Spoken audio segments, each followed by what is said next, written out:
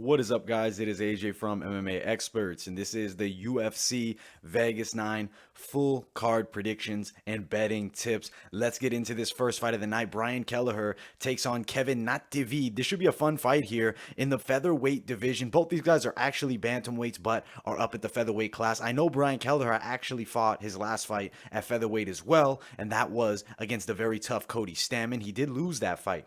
Now, Navade's looking good on a solid win streak. UFC debut here versus Kelleher. I think this is a really fun fight. I think it's going to be an entertaining matchup. Navade, good striker. Kelleher, good striker as well. I got to be honest with you, though. Kelleher is known for beating guys who are on the rise, coming up with a lot of momentum. Quickly, let me get the betting odds for you guys here. So for this fight here, we have Brian Kelleher sitting at a minus 225 favorite to the plus 175 underdog. I had a tricky time really picking this matchup because I really feel like it's a pick'ems. Those odds are widespread. I think Navade has a lot of skill. Kelleher, obviously coming off the loss of Stamann, he looked pretty tough and good. I'm going to lean here with Navade. I think he gets it done very close fight, maybe a decision win. I think he upsets Kelleher. I feel like he's a possible very high level bet, a good bet. I think maybe put a little something on Navade here because I could see him winning, and those odds are pretty wide. I mean, you can make a good amount of money on Navade here, and if you put $100 down, you're walking home with $175 too of a profit there. I like Navade for the win. I'm going to pick it. I feel like it's not 100% confidence because Brian Kelleher is known for beating up and coming guys, but I do like Navade to win this one. Now, next fight of the night, let's get into it. We have Hunter Azure, Cole Smith. Let me quickly pull up the tail of the tape between these two. This should be an interesting matchup. We saw Kelleher beat Hunter Azure by upset in his last fight for Azure, knocked out in the second round by Kelleher. Now, Cole Smith, he looks pretty good from what I've seen of Smith, a decent striker with really nice stance switches, and he mixes it up very nicely. Also throws front kicks and head kicks from range. I like that about him. Now, Azure has some decent striking, but he's going to carry a lot of power, and he's a nice wrestler. His wrestling skills are fairly high level. I got to be honest with you. I don't think this is an easy fight, but I do think Azure gets it done by a decision here. Quickly, let me look at the odds. Plus 170 to the minus 205 favorite. Let's see if those are still accurate. Right now, we're actually seeing a little bit more widespread on some betting sites, up to minus 210 to plus 175. I like Azure here. I think he's a tough pick. It's not 100% confidence, but I do think he wins this fight. I think it's very tough against Cole Smith, though. I'm going to be honest with you guys. From a betting man, I'm sitting out on this one because Azure could be upset here. Now, Cole Smith, maybe if you know something that I don't about Cole Smith, you really think he upsets Azure. I don't see it happening, though. Maybe you throw something on him, but not feeling Smith for the upset here. I think Azure gets it done. Now, next fight of the evening, Marcos Rogerio de Lima takes on the very exciting Alexander Romanov. This kid's a hype heavyweight prospect. Let me quickly pull up the tail of the tape there. You see similar size between these two men, but De Lima, I believe, is the naturally smaller guy. He's fought at light heavyweight in the past and won fights there. He's a good fighter with a lot of power. He hits hard. Dropped Stefan Struve in one big punch, coming off a knockout win in his last fight. Let me quickly pull up who that was against because it's slipping my mind at the moment. Rogerio de Lima, though, he's been around for a long time now. He beat Ben Sassoli in a minute 28. Greg Hardy could not stop Sassoli. Lima is very tough. He's good. The odds near even here, but Alexander Romanov is a guy to keep an eye on in this heavyweight division. From what I've seen of Romanov that I like is obviously being a southpaw is tricky for a lot of guys. Excellent kickboxing skill and is super agile for a big, massive heavyweight. I actually think he's gonna ground and pound De Lima. I think he gets a stoppage. I think he does so around maybe round 2 or 3. I'm picking Romanov. The odds are pick him here. I think you could put some money down on Romanov and make a little something. Obviously, you're not going to get a huge return here with Romanov, but I think he's worth a pick. Now, let's get into the next fight of the night. Let me quickly pull up the tail of the tape here. Okay, we have Montana de la Rosa versus Viviana Aruja. Now, Aruja is really skilled. Obviously, 8-2 record. Montana de la Rosa has awesome Brazilian Jiu-Jitsu skills. Not as good on the feet. She is the underdog here against Viviana Aruja. I agree with those odds. I really feel like Aruja is going to be too much for her. Her striking skills too high level. And I feel like her defense on the ground is really going to counteract the very high level grappling skill of Montana de la Rosa. I think Aruja gets a win here by decision. I wouldn't put money on it because you could see a submission upset, but I do feel fairly confident that we're going to see Aruja go in there and dominate Montana De La Rosa. De La Rosa, though, is a girl to keep an eye on. She's good, a lot of skill, still young at only 25. I mean, Viviana Aruja, 33. I think this is Aruja's last push towards the top of the women's flyweight division. I think De La Rosa loses here, but definitely will bounce back eventually. We got Aruja winning this one. Now, next fight is Bartosz Fabinski versus Andre Muniz. Let me get the tail of the tape. All right.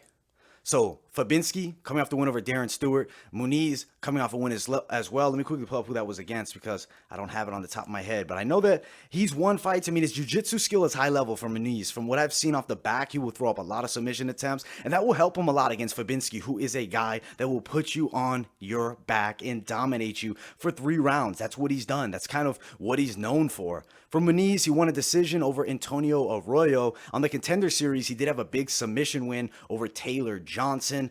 I got to be honest with you. I think Fabinski's going to dominate here. I don't think this is the most entertaining fight of the night, but I think this is a Fabinski win. He's a minus 160 favorite to the plus 125 dog. I would say maybe if you want a fairly safe pick, I really feel like this is it. I feel like Fabinski's is just going to dominate. His top pressure is going to be too much. Muniz, very skilled fighter with his jiu-jitsu, so you never know with these high-level black belts in Brazilian Jiu-Jitsu, but I think Fabinski is too heavy on top. His wrestling skills are going to be too much. Unanimous decision win for Fabinski is my pick here.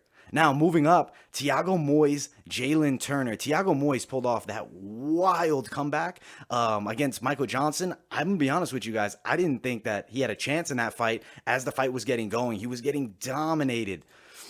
But Jalen Turner, he's the underdog plus 160, but he's shown some good skills. I like his striking. He's 6'3", so he's going to have a massive height advantage here. Long range, as long as he can stay off the ground with Thiago Moyes, I feel like he wins. His grappling isn't bad. Obviously, Turner can grapple, but don't play the game with Thiago Moyes, who got that impressive ankle lock submission in his last fight over Michael Johnson. I'm very excited for this matchup. I think the underdog Turner pulls it off. I'm saying you bet some money on Turner because I think he gets a decision win here. I could see a knockout, but Moyes is pretty durable. I think you got Turner upset here as long as he does not play around on the ground too much with Thiago Moyes, who is a high-level Brazilian Jiu-Jitsu grappler.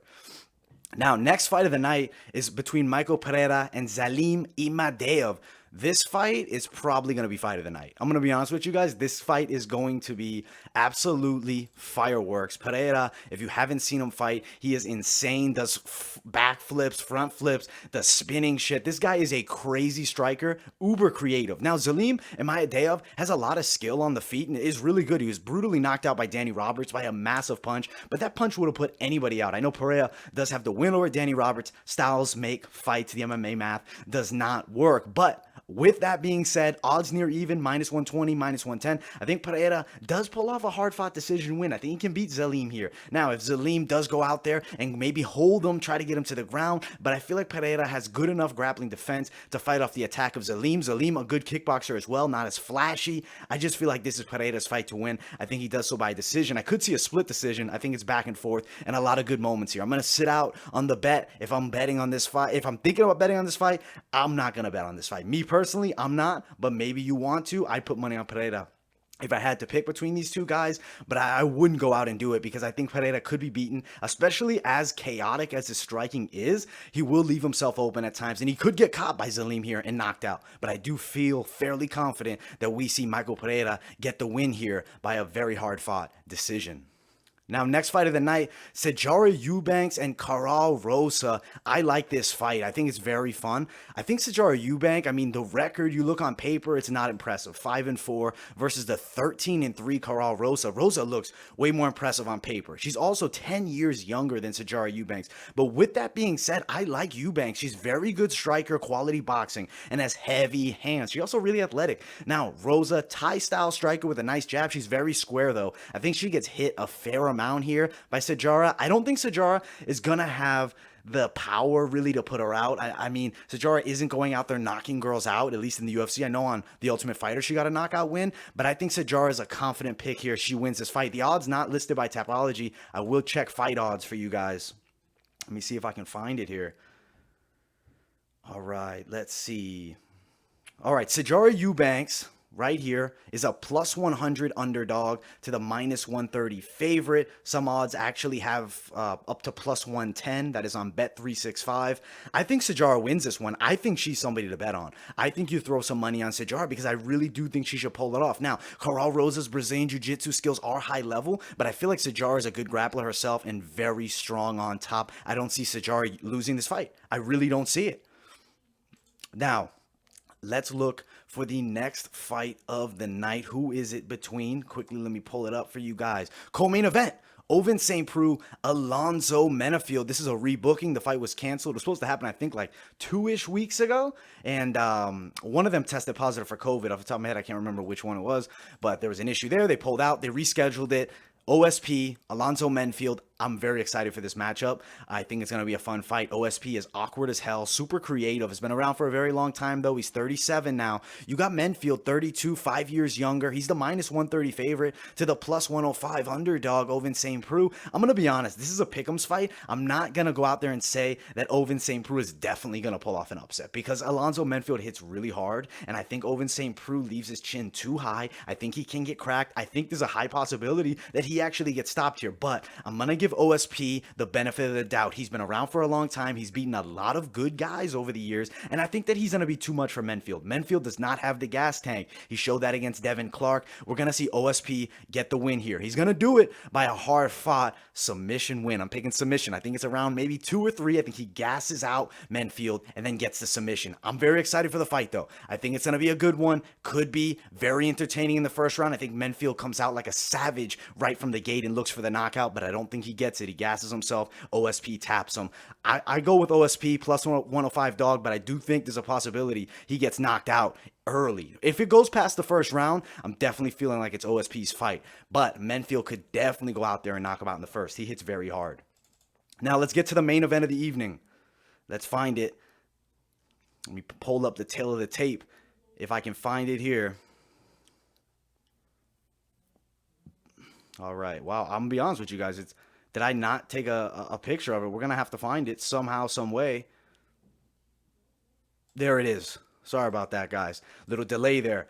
I put it in under the wrong name. I had it under OSP, but we have the save file. We have the tail of the tape. Alistair Overeem takes on Augusto Sakai. Main event of the evening. This fight I'm very excited for, and here's why. Augusto Sakai, 15-1-1, heavyweight prospect. Former Bellator fighter, has a lot of skills. Now, Alistair Overeem, obviously high-level Muay Thai, extremely good striker, but he has no chin. He cannot take a punch, and that's why he's not going to beat Sakai here. He's going to gas out, and he's going to get cracked by a big punch. He needs to be very grappling orientated and clinch orientated against Sakai. If he stands too long on the feet with Sakai, he'll get hit with one grazing shot and he will go down. And I think Sakai's going to be too big for Overeem to hurt early. And I really see Sakai getting the win here. He's durable. He just beat Blagoy Ivanov in his last fight, which that's an impressive win. I know Ivanov doesn't have the wins in the UFC and isn't looking like a superstar, super athletic, crazy elite level fighter, but Blagoy Ivanov makes you look bad. He kind of made Sakai look bad. He made Derek Lewis look bad in the past, but Sakai's going to win this one.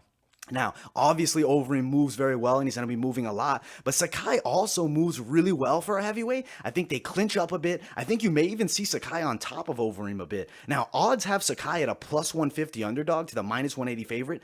I'm telling you guys, I would go put money on Sakai here. I think he knocks Overeem out. He has 5 rounds to do it. We've seen Overeem knocked out with a second left in the fight versus Jairzinho Rosenstruik. I feel like here's a similar situation. I think Overeem might win the first round, but I think 2, 3, 4, 5, these are all rounds that if Sakai lands one shot, the fight is over. I do not think Overeem wins this one. I think we got to go Sakai here, and you got to put some money down on him because he's getting the upset here. He's a heavyweight to keep an eye on. Ranked number 11 by Tapology. I think the UFC official rankings have him at number 9 in the world, which I mean, he's right there. If he wins this fight, Sakai's a legit player in this heavyweight division. He's a big dude at 260 pounds, 6'3". This is a fun fight. I cannot wait for it. Guys, that's pretty much it for this video, the betting tips. I really think that this is going to be a fun card, and there's some good bets here. There's some underdogs to put money on. Turner, Sakai, and Navade. Those are my 3, I would say, most confident underdog picks. I'm very excited for this card. Obviously, you guys can see when Overeem fights, I get excited. I'm a big Overeem fan,